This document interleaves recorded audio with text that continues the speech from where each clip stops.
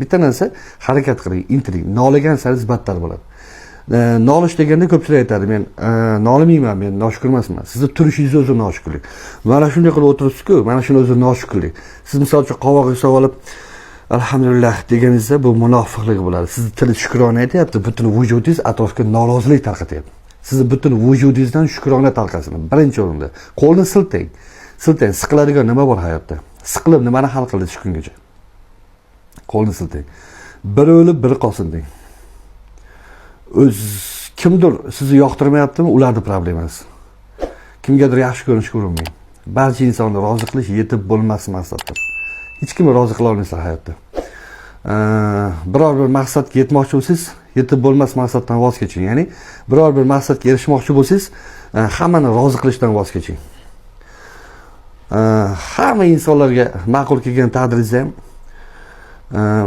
ma'qul kelgan taqdiringizda siz farishtaga aylanib olasiz. İnsanlar darajasidan farishtalikka o'tib ketib olasiz. Agar farishtaga aylangan taqdiringizda ham shaytonga yoqmaysiz. Demak, baribir kimgadir yoqmas ekan. Hammaga ma'qul kelish, hammaga yoqish maqsadidan voz keching. Qo'lingizdan kelmaydi, eplolmaysiz baribir. Men ham kimgadir yoqmayman. Battar ularni yoqtirishmasa, o'zlariga qiyin. Men hech narsani sezganim yo'q, mazza qilib yashayapman, ular qiynalishadi. Meni yoqtirmaganligi uchun. Siz ham xuddi shu yo'lda tuting. Eng bitta gap aytaymi, o'zingizni yaxshi ko'ring. O'zingizni quching, hozirdan boshlang. O'zingizni mahkam quching. To'g'risida o'zingizni quchmagan bo'lsangiz, o'zingizni yaxshi ko'rmasangiz, sizni kim quchishga majbur? Birinchi o'zingizni yaxshi ko'ring. O'zini yaxshi ko'rgan odamni hamma yaxshi ko'radi. Siz o'zingizni mazza qilib quchoqlasangiz, sizni ham kimdir mazza qilib quchoqlashni xohlaydi. Odam o'zini yoqtirmayaptimi? Mana shuni atrofga chastata tarqatadi. O'zini yoqtirmayaptimi? Yoqmaydigan gaplar va yoqmaydigan xatti-harakatlar o'z-o'zidan chiqishni boshlaydi. Albatta yoqmaysiz. Yoningizda kimdir bo'lsa, sinagani ayting. Meni o'zimga bildirmasdan bir 2-3 ta rasmga ol. Bilmay qolay. Shunaqa olginki, bilmay qolay. Yurayotganimda ol, ovqat yeyotganimda ol. Shunchaki o'tirganimda ol. Qo'rqib ketasiz, bildirmasdan olsin-da. 200 demasizlar hammalar. Rasmga tushayotgan paytda o'zingizlar to'g'rilasizlar, qaddinglar ko'tarasizlar, kirib turasizlar. Olyapsizmi? 2-3 ta olib bir yo'la olgandan keyin yugurib bor, qani ko'raychi. Agar tasodifan sizni kimdir rasmga olib qo'ysa, birinchi qiladigan ishingiz rasmingizni ko'rib, o'chirib tashlang. Nega? Bilasizmi? O'ziga ham yoqmaysiz aslida.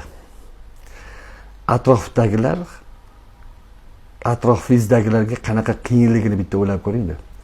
O'ziga ham yoqmaydigan odamga kulib gapirishga majbur ular. Mana hayot tarzini tanlab olgansiz. Birinchi bo'lib atrofga siz tabassum ulashing. O'zingizga yoqadigan qiyofani yarating. Mana shunda atrof muhit o'zgarishni boshlaydi. Ishoning, kurashni boshlang. Baqiring, ichingizda dard to'layotgan. Shunda ham kimgadir nerv siqilib baqiryapsiz. Undan ko'ra hayqiring, ichingizdagi chiqib ketsin. G'ubor chiqib ketsin. O'lib ketsin, qo'ni-qo'shni jinni popdi o'ylasa o'ylasin. Aqlli, esiy qiyofada bir dunyo kasal bilan yurgandan ko'ra sal tentakroq qiyofada sog'lom yurganingiz menimcha yaxshiroq. Xonadoningizga quvonch kirib borsin, fayz barokat kirib borsin. Kayfiyatni ko'taring. Ishoning, men ham shu sizni tilingizda tentaklikka o'tganimdan keyin sog'liq kirib kelgan. Aslida bu tentaklik emas, bu sunnat holati. Rasululloh alayhisalomga ta'rif berishganda tik qaddi qomatni tabassumda yurguvchi zot edi deb ta'rif berilgan. Birinchi bo'lib, yosh bolalarga ham birinchi bo'lib salom bergan edilar deb ta'rif beriladi. U zot hatto yurishni o'rgatib ketgan. Yerga hurmat bilan oyoq qo'yadilar. Sassiz